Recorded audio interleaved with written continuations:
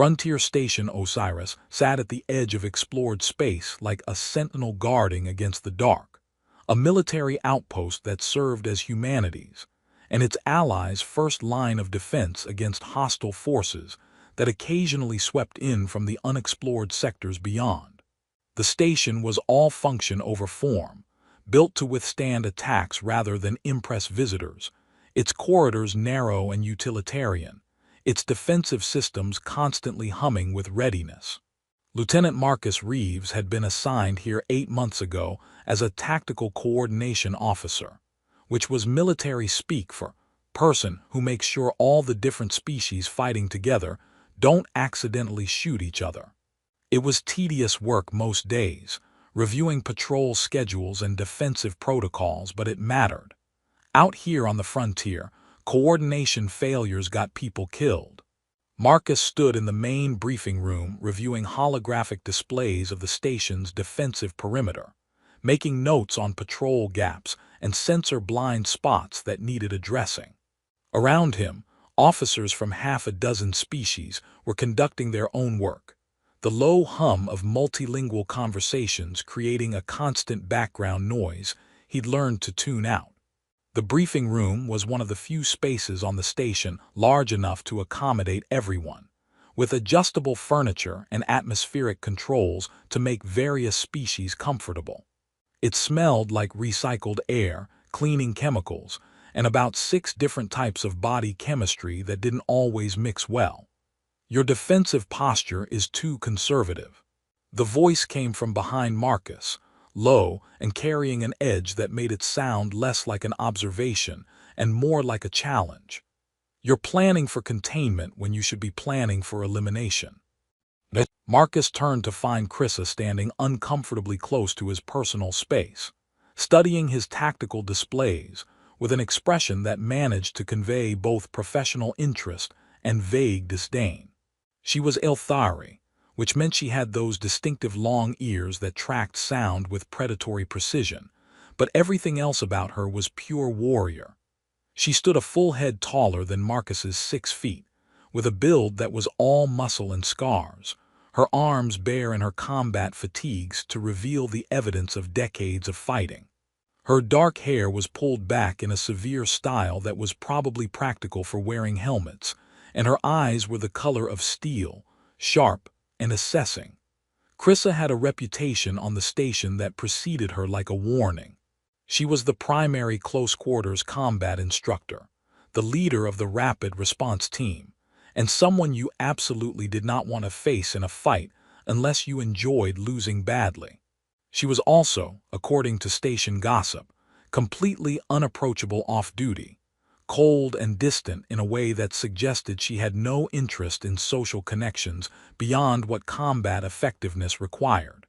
Elimination assumes we have the resources to hunt down raiding parties, Marcus replied evenly, not rising to the implicit challenge in her tone. We don't. We're undermanned and the defensive perimeter is too large. Containment lets us concentrate forces and prevent them from reaching critical systems. Containment lets them choose when to disengage, Chrissa countered, leaning over his shoulder to manipulate the holographic display, her movements precise and controlled. They strike, do damage, and withdraw before we can respond effectively. If you shift to rapid response teams positioned here, here, and here, she highlighted positions on the map. You can intercept them during their attack runs and inflict enough casualties that they stop seeing us as an easy target. Marcus studied the positions she'd indicated, his tactical training automatically analyzing the approach. It was aggressive, relying on small teams to engage superior forces in the hope of disrupting their coordination.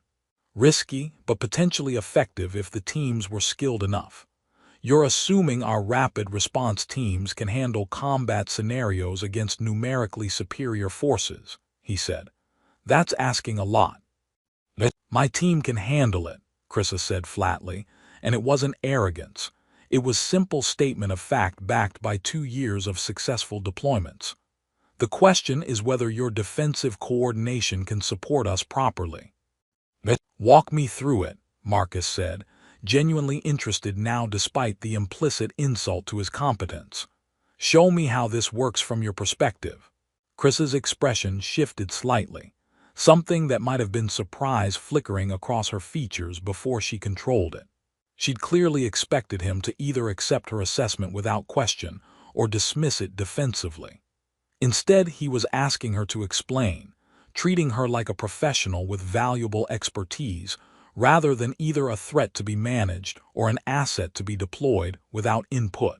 For the next 20 minutes, Chrisa walked Marcus through her tactical thinking, explaining how rapid response teams could use the station's architecture to their advantage, how to position supporting fire to create kill zones without risking friendly casualties, how to coordinate retreat paths that funneled enemy forces into prepared positions.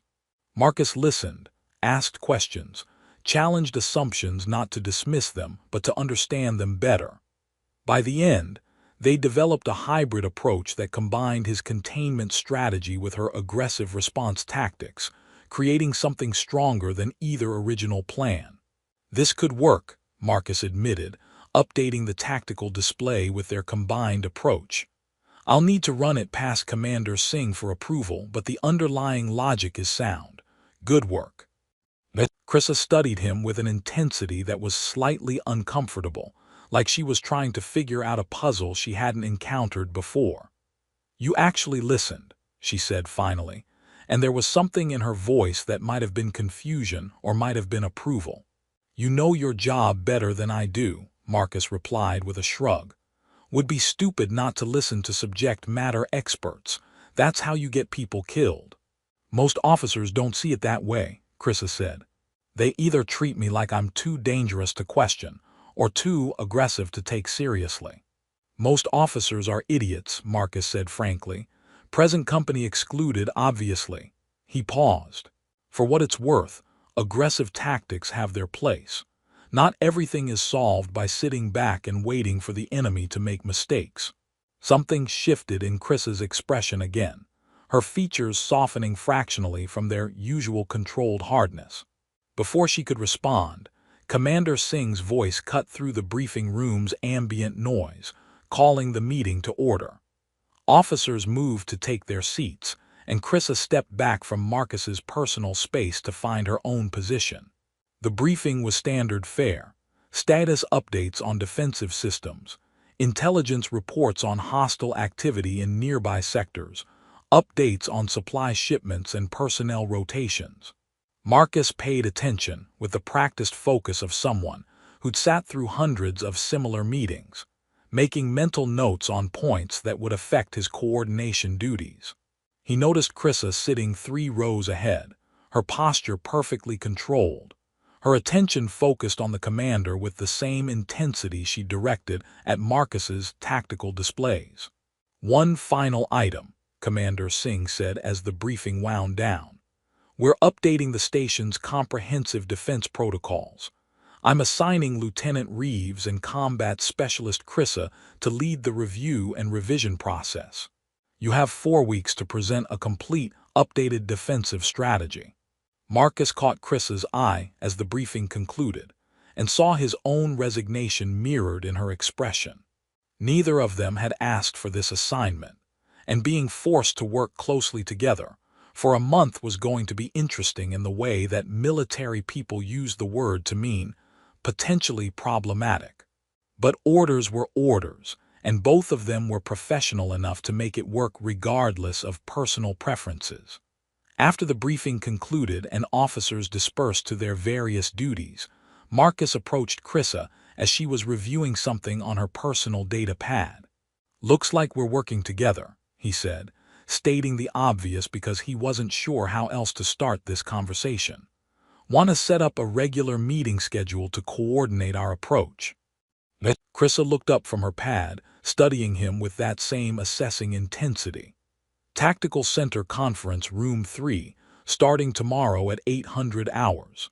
We'll need access to all current defensive protocols and the last 5 years of incident reports." "I'll request the access clearances," Marcus confirmed. "Anything specific you want to focus on first?" Perimeter response times, Krissa said immediately. Current protocols assume we have 15 minutes between detection and potential breach. We don't. We have 8 minutes on average, sometimes less. If we don't update for that reality, people die. Marcus nodded, making a mental note. Agreed, that's a good starting point. He paused, then added, for what it's worth, I'm glad we're doing this. Your tactical analysis earlier was solid. This'll be better with your input. Chris's expression remained controlled, but something flickered in her eyes that might have been appreciation, or might have been suspicion that he was manipulating her with false praise. We'll see if you still think that after 4 weeks of working together, she said, but there was no real edge to the words. I've been told I can be difficult. I've been told the same thing, Marcus replied with a slight smile. Should be an interesting month. That earned him something that might have been the ghost of a smile from Krissa before she turned and walked away, moving through the corridor with the economical grace of someone who'd spent a lifetime training their body into a weapon. Marcus watched her go, already aware that the next month was going to be significantly more complicated than just reviewing defensive protocols. The rest of Marcus's day passed in the usual routine of coordination work, reviewing patrol schedules, resolving equipment requisitions, mediating a minor dispute between a human security team and their Centauri counterparts over training facility access. By the time he finished his shift, the station had transitioned to night cycle, the lighting dimmed to simulate evening and give personnel's circadian rhythms something resembling normal. Marcus made his way to the station gym, a space that stayed open all hours to accommodate the various species' different sleep schedules. It was one of the better facilities on the station, equipped with adjustable gravity sections and equipment designed for multiple body types. At this hour it was mostly empty, just a few off-shift personnel working out individually. He was 40 minutes into his routine, working through a weightlifting circuit, when he became aware of someone watching him. He glanced in the mirror and saw Krissa standing near the entrance, studying his form with the same analytical intensity she applied to everything else.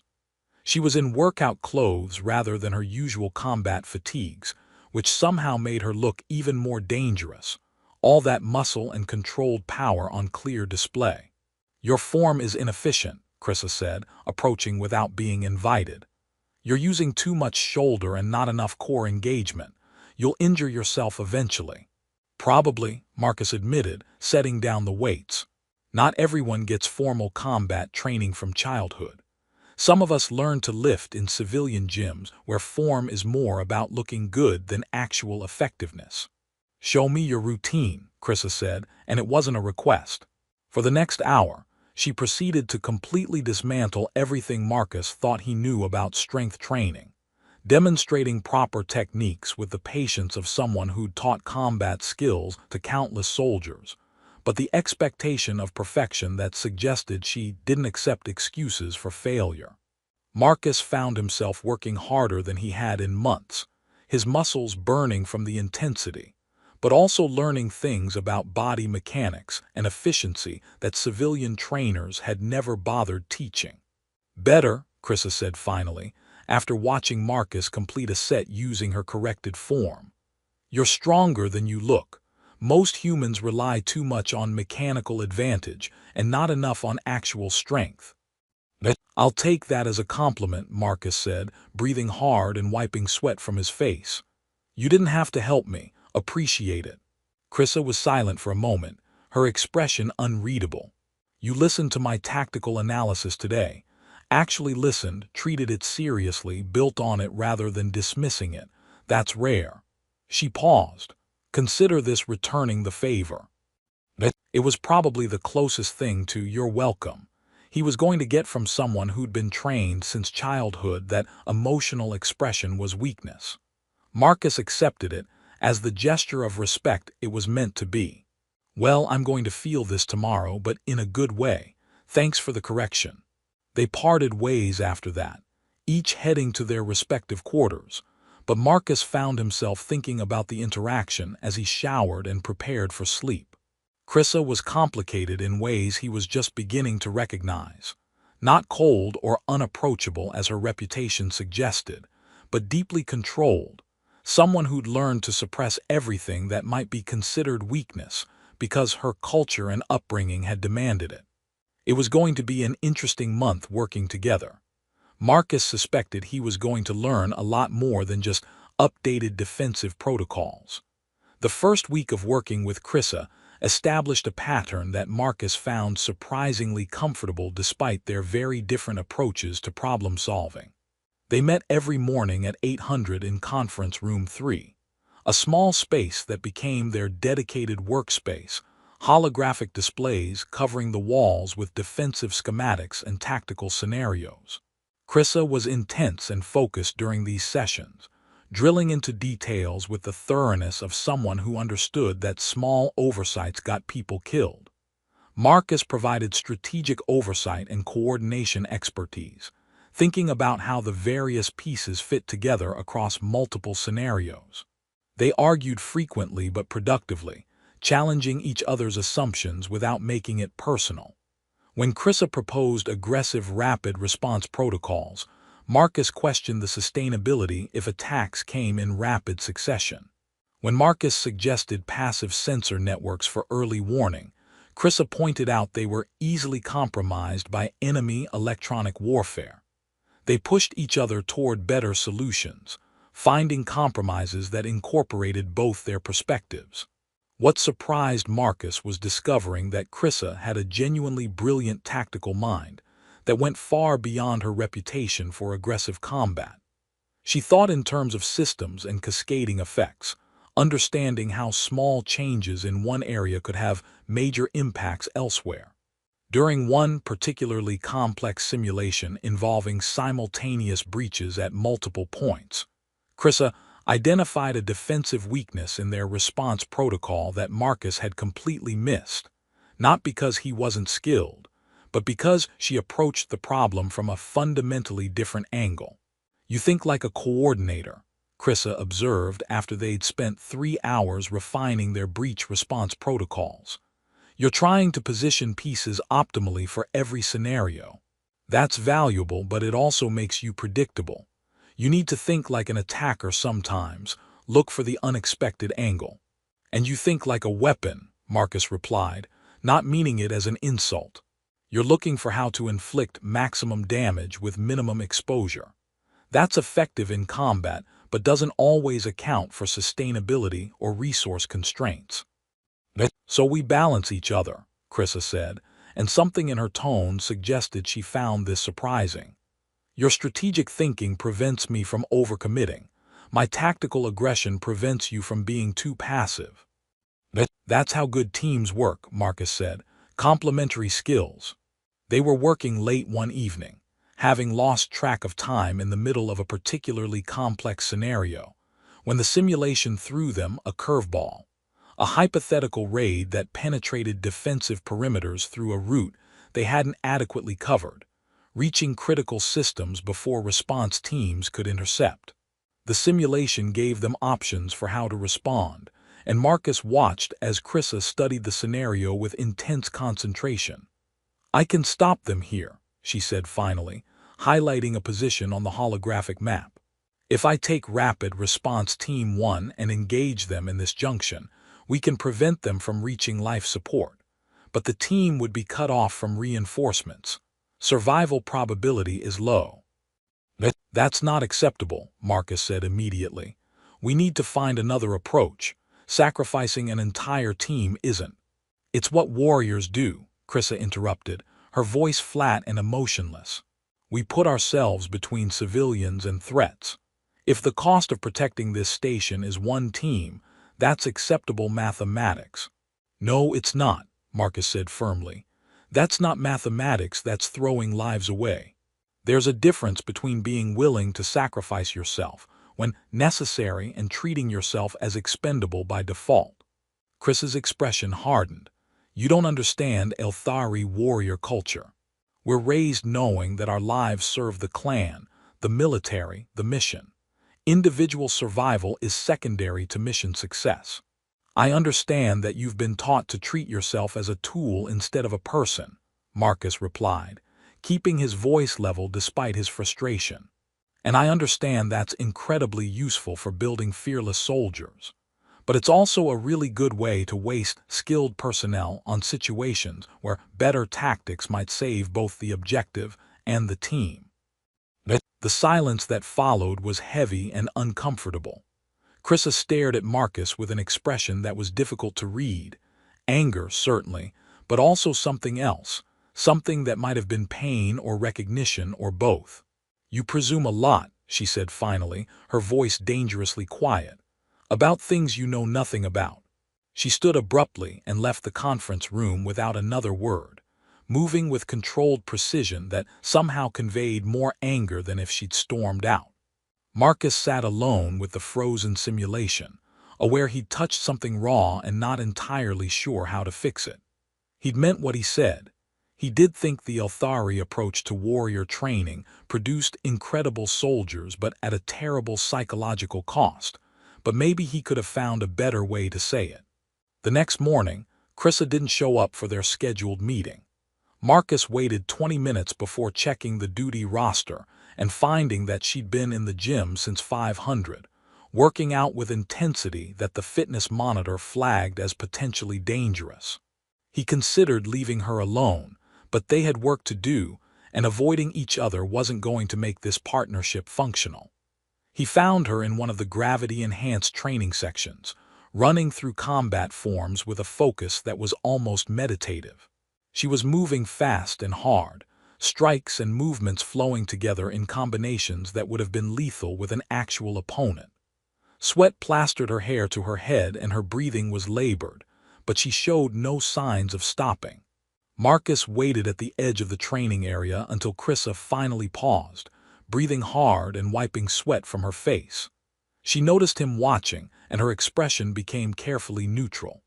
"Lieutenant," she said formally, all the easy working relationship they'd developed over the past week suddenly absent. "I apologize for missing our meeting. I'll review whatever progress you made alone." "I didn't make any progress because I need your input," Marcus replied. "And you don't need to apologize. I'm the one who owes you an apology. What I said last night was out of line. Your culture and training aren't my business unless they directly affect our work." Krissa studied him for a long moment, her chest still rising and falling with heavy breathing. "You weren't wrong," she said finally, and the admission seemed to cost her. "About the expendability. I was raised to believe that a warrior who prioritizes personal survival over mission success is dishonorable, that our worth is measured by our willingness to die for our duties." "That's a heavy burden to carry," Marcus said quietly. "It's the burden that makes us effective," Krissa replied. "Without it, we're just soldiers afraid of death like everyone else." She paused, seeming to wrestle with something internal. "But you're also right that I default to sacrifice when better tactics might exist. That's a flaw in my thinking. I should be able to see those alternatives." "It's not a flaw," Marcus said. "It's a blind spot created by your training. We all have them. That's why you work with people who think differently, to cover each other's blind spots." Krissa sat down on a nearby bench, her usual controlled posture relaxing slightly into something more human. "You're very different from most officers I've worked with," she observed.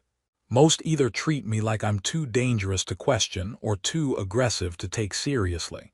You treat me like a professional with valuable expertise who also happens to have some tactical blind spots. It's unusual. I've found that treating people like people tends to work better than treating them like threats or tools," Marcus said, sitting on the bench beside her, close enough to be companionable but not so close as to invade her personal space. "Though I'll admit, you're one of the more intimidating people I've worked with. The reputation is well earned." Something that might have been amusement flickered across Chris's features. "Intimidating. Most people go with terrifying or unapproachable." "Those too," Marcus admitted with a slight smile. "But mostly intimidating in the sense that I'm aware that if you wanted to kill me, You could do it in about 6 different ways before I finished processing what was happening. 8 different ways, Krissa corrected, and this time she was definitely almost smiling. You're not accounting for environmental weapons. They sat in comfortable silence for a moment, and Marcus was struck by how different Krissa seemed when she wasn't actively maintaining her warrior persona. The controlled hardness was still there, that was probably permanent, but there were hints of something else underneath, something more vulnerable and human. The simulation from last night, Krissa said, breaking the silence. I've been thinking about it. You're right that sacrificing the team shouldn't be the first option. If we reposition the backup teams here and here. She pulled up a holographic display on her wrist unit, showing the scenario. We could create a pincer movement that traps them without exposing Team 1 to unacceptable risk. It's slightly slower but significantly safer. That's a good solution, Marcus said, studying the revised approach. Let's build that into the protocols. He paused, then added, thank you for coming back to it. I know it wasn't easy to reconsider. Warriors adapt or die, Krissa said simply. You showed me a weakness in my tactical thinking. Ignoring that would be stupid regardless of how it made me feel. She stood, her usual controlled posture reasserting itself. We should return to the conference room and continue our work. We're behind schedule after this morning's absence. They spent the rest of the day working through revised defensive protocols, incorporating the lessons from their argument and simulation disaster.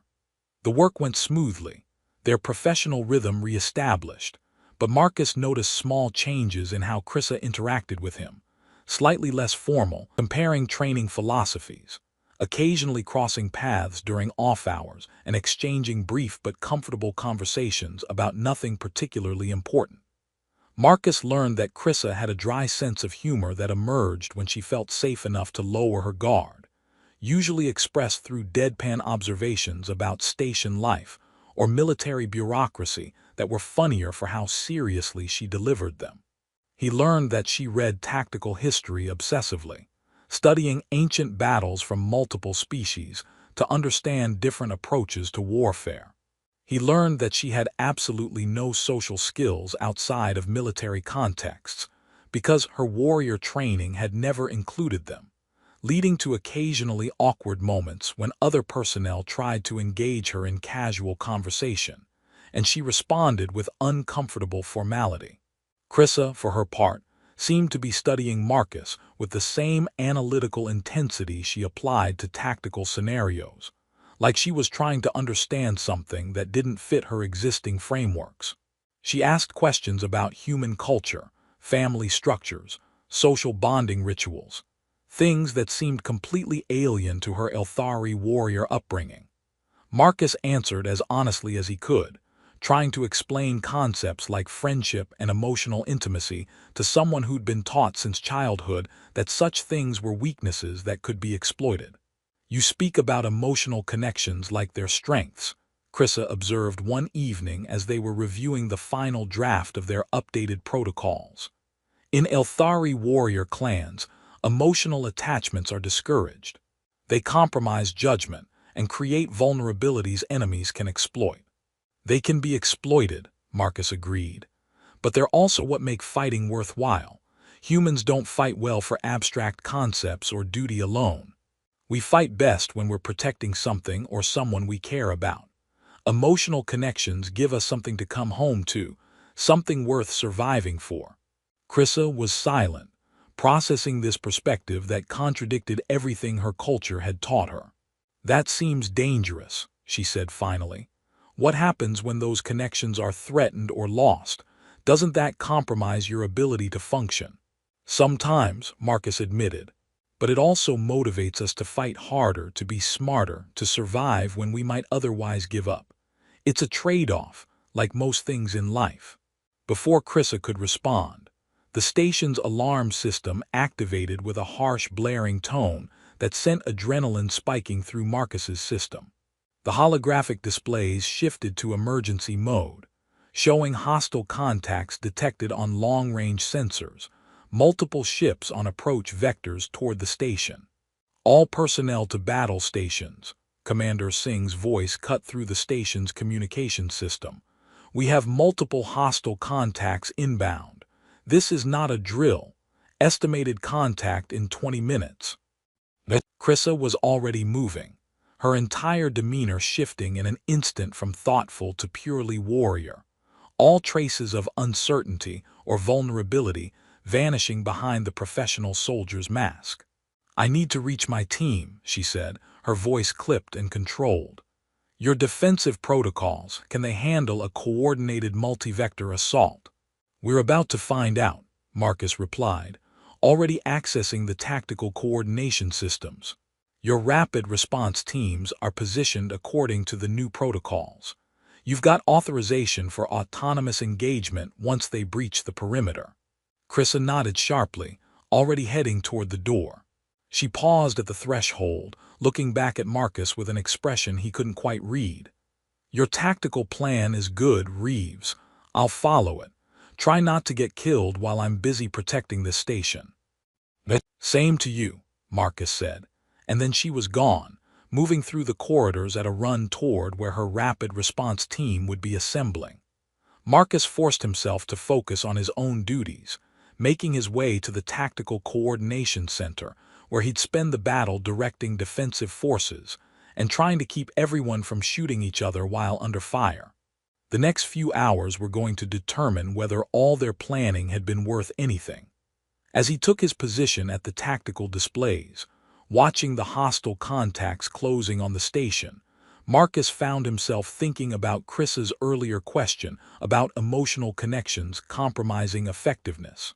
He realized that despite their short acquaintance, he developed something approaching real concern for her safety, something that went beyond professional respect for a capable soldier. He pushed the thought aside as the first hostile ships entered weapons range. There would be time for processing complicated feelings later, assuming they all survived the next few hours. The raid hit hard and fast, exactly as the intelligence reports had predicted, but somehow worse than any of their simulations had prepared for. 3 hostile ships, Varkan attack cruisers, notorious for their aggressive boarding tactics, swept in from different vectors, converging on frontier station Osiris with coordination that suggested extensive reconnaissance and planning. They weren't here for a quick strike and withdrawal. They were here to take the station or destroy it. Marcus stood at the Tactical Coordination Center, surrounded by holographic displays showing friendly and hostile positions, communication channels alive with reports from across the station, his hands moving constantly to redirect forces and adjust defensive responses.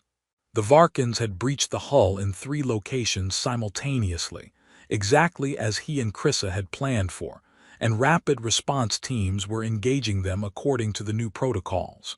So far, the plan was holding. Team 3 reporting heavy contact, Section 12. A voice crackled through the communications system, requesting fire support and additional reinforcements. Marcus checked the tactical display, assessing available forces. Negative on reinforcements, Team 3. You'll compromise Section 15 if we pull anyone from there. Fire support incoming from Automated Defense Turret Network. Hold your position. He activated the automated turrets in Section 12, watching on the displays as they came online, and began engaging hostile targets with precise but impersonal efficiency. The turrets would buy Team 3 the time they needed to contain the breach without pulling forces from other critical areas. Team 1, contact established. Chris's voice cut through the communications traffic, calm and controlled despite the chaos that must have been surrounding her. Engaging hostiles in Section 7. Current count approximately 20 enemy combatants, armed with standard Varkan heavy weapons. We're executing Containment Protocol 3. Marcus pulled up the helmet cam feeds from Team 1, watching as Krissa led her team through the engagement with the precision of someone who'd done this hundreds of times before. She moved through the hostile forces like violence made into art, every movement economical and devastatingly effective, her team flowing around her in practiced coordination.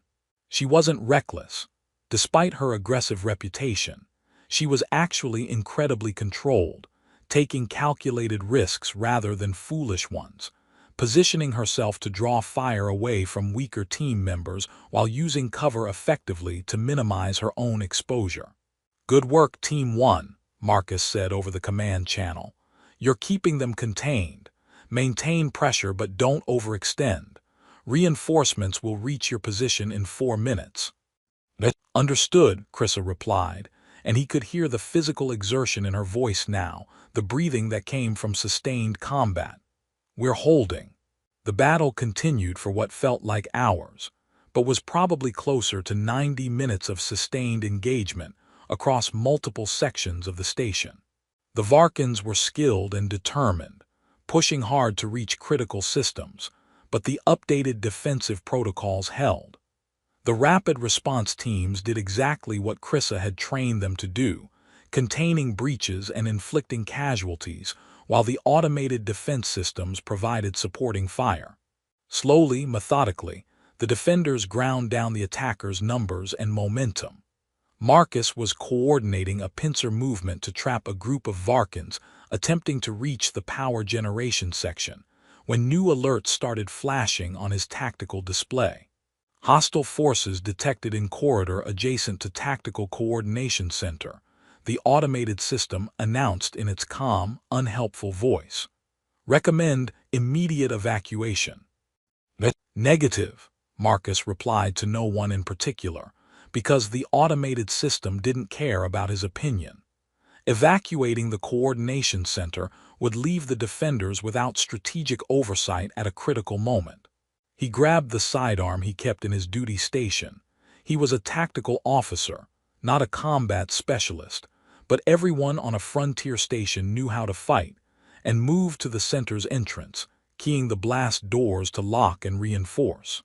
The doors held for maybe 30 seconds before the Varkans blew through them with shaped charges, the explosion sending Marcus stumbling backward from the concussive force.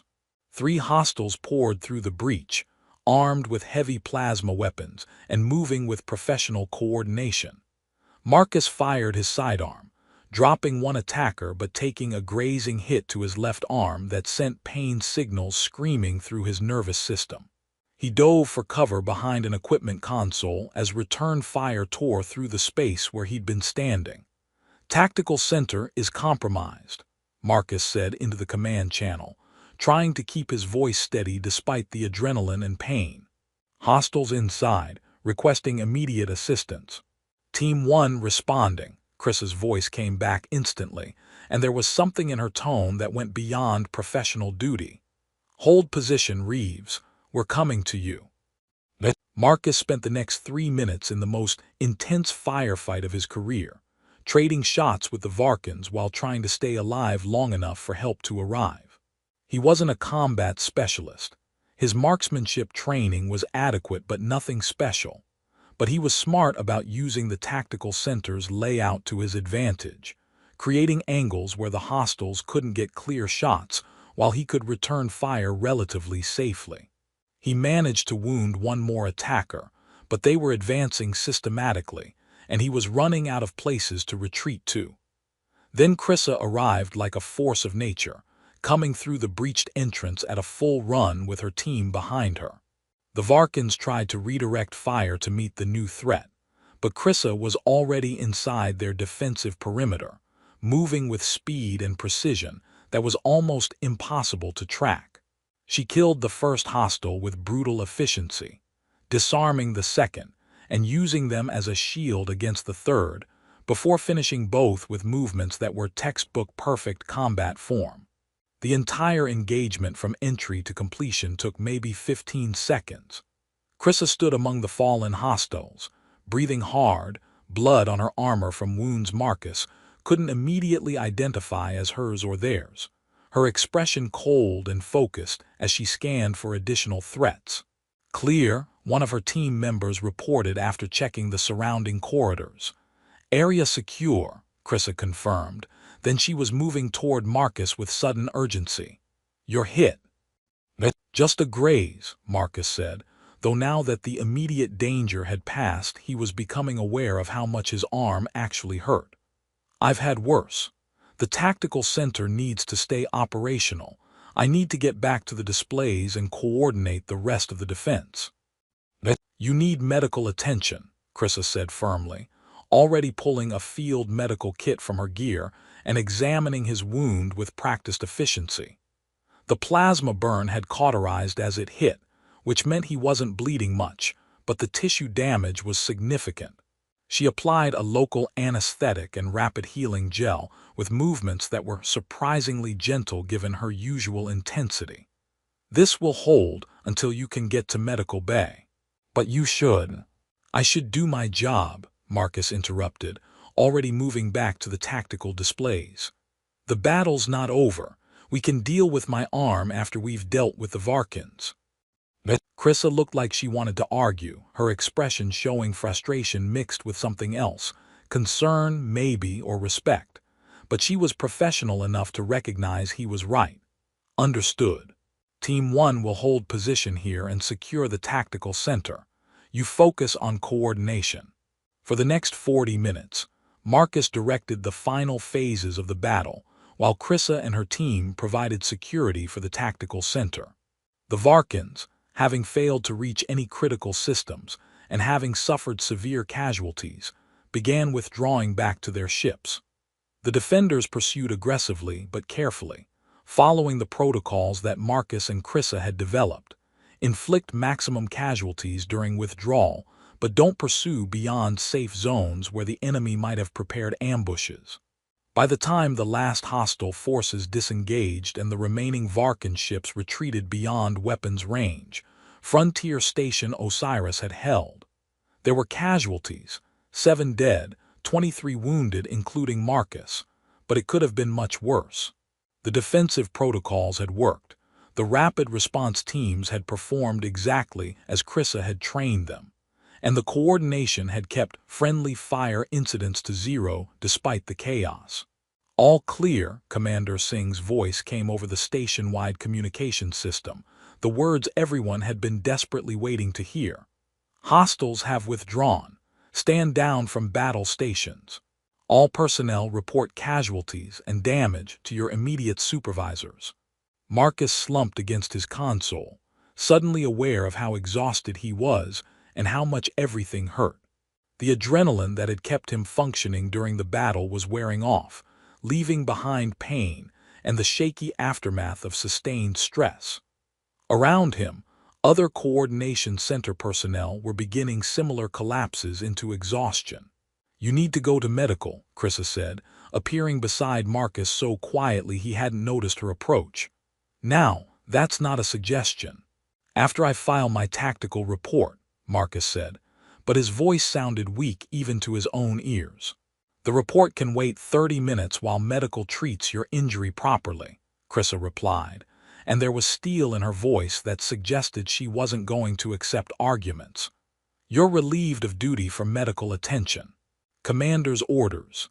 She held up her wrist communicator showing a message from Singh authorizing exactly that. Marcus was too tired to argue. "Fine, medical, but you're coming too. I saw blood on your armor earlier." "Minor wounds, already treated," Krissa said dismissively. But she accompanied Marcus to the medical bay anyway, walking beside him through corridors that showed the evidence of the battle. Scorch marks from plasma fire, emergency repair crews already working on damaged systems, exhausted soldiers slumped against walls catching their breath. The medical bay was chaos, doctors and nurses moving between patients with practiced efficiency, triaging injuries and distributing care according to need. Marcus's plasma burn was considered moderate priority, painful and requiring treatment but not immediately life-threatening. A medical technician cleaned and treated the wound properly, applying regenerative therapy that would have him fully healed in a few days, then provided pain medication and ordered him to rest. Krissa waited nearby during the treatment, supposedly getting her own minor injuries checked, but really just watching Marcus with an intensity he was starting to recognize as her way of showing concern. When they were both cleared to leave, she didn't immediately head back to her team or her quarters.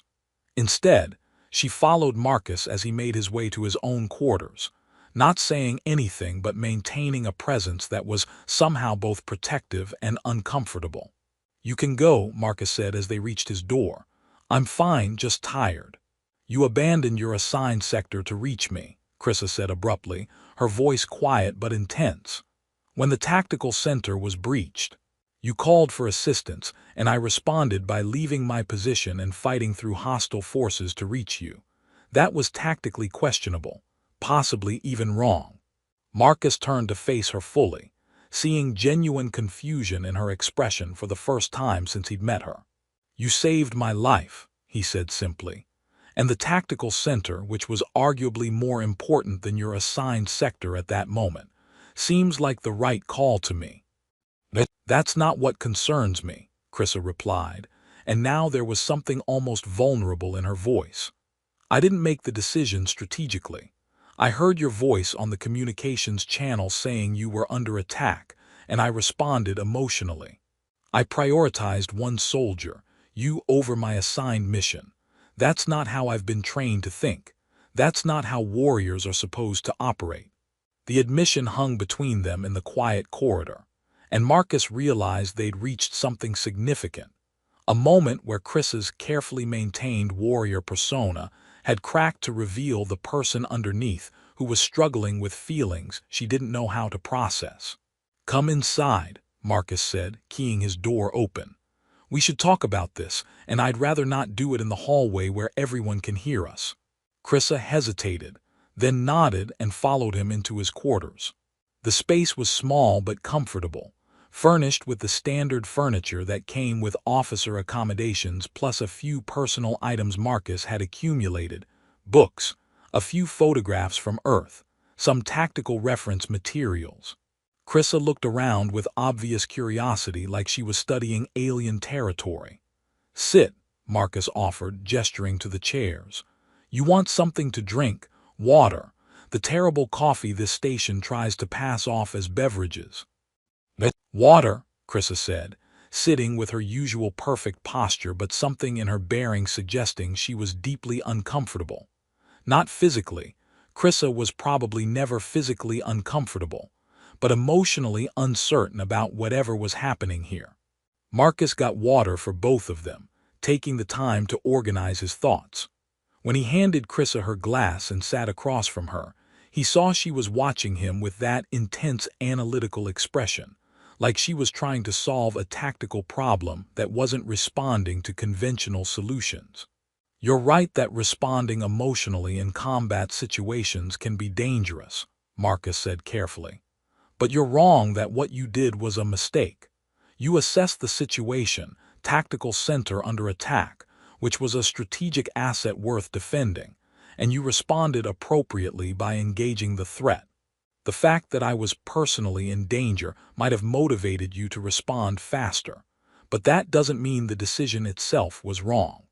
"You're rationalizing," Krissa said bluntly, "making excuses for emotional compromise." "Maybe," Marcus admitted. "Or maybe I'm pointing out that emotions don't automatically equal bad judgment. They can inform good judgment if you don't let them completely override tactical thinking." He paused, choosing his words carefully. "Krissa, you've been trained since childhood to suppress emotional connections because your culture views them as weaknesses. But that doesn't mean the training was right. It just means it was effective at creating soldiers who don't hesitate to sacrifice themselves." Krissa was silent, staring at her water glass like it held answers she couldn't find elsewhere. "I don't understand what I'm feeling," she said finally, and the admission seemed to cost her. "Working with you these past weeks, fighting beside you today, something has changed and I don't have words for it because my culture never taught me the vocabulary for emotional connections that aren't based on warrior bonds or clan loyalty." "That's called friendship," Marcus said gently. "Or the beginning of it anyway. It's what happens when you spend time with someone and start to care about their well-being beyond professional obligation." "Friendship," Krissa repeated the word like she was testing it. "That's what this is." Part of it, Marcus confirmed. You've started seeing me as more than just a tactical coordinator or fellow officer. You've started caring whether I live or die beyond how it affects mission success. That's normal. That's what social bonds are supposed to feel like. Krissa set down her water glass with deliberate precision. I've never had that before, she admitted quietly. In Elthari warrior clans, bonds are based on combat effectiveness and shared duty. You fight beside someone long enough, you develop trust in their abilities. But it's not personal. It's not about caring about them as individuals. It's about knowing they'll perform their role when needed. That sounds incredibly lonely, Marcus observed. It's efficient, Krissa replied, but there was no conviction in her voice. It prevents the kind of emotional compromise that got me moving toward you today, instead of maintaining my assigned position. It also prevents you from having any reason to survive beyond duty, Marcus pointed out. From having connections that make life worth living beyond just completing missions. They sat in silence for a long moment, and Marcus could see Krissa processing this concept that challenged everything her upbringing had taught her. Finally, she looked up and met his eyes directly with an intensity that was almost uncomfortable.